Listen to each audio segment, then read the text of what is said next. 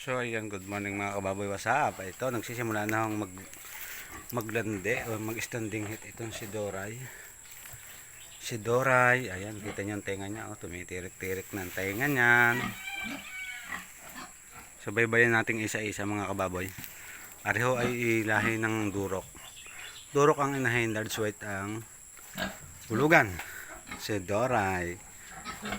Si Wantay. Wantay. At ayun naman ho, makulit na si Buninay. Buninay. Oy, oy, oy. Buninay. Tapos si Xiaogang. Xiaogang. Ito mabait. Mabait yan si Xiaogang. Lambing-lambing ni Xiaogang. Ihiga na yan. Bait. Si Dabianang Amusin. Dabiana. So,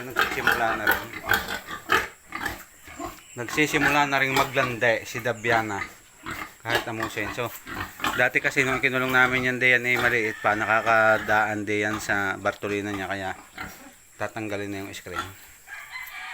So tatanggalin ko na pala para hindi na sila mahirapang maglinis. Ito naman ang napakabait na si Xiaogang. Napakalambing na baboy, large white po ito. Ay, bait-bait naman ay.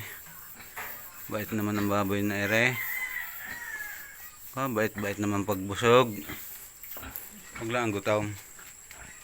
Yun, so yun lang updated natin sa ating mga kababuyan. So wala pa pong nasusumpitan sa mga dumalagang ito. So kagaya po na aking sinabi, ito ay mga taranong nagdaang tagkasakit at sila ang ating pagsisimulan ulit. So yun lang. Thanks for watching. Naglalambing.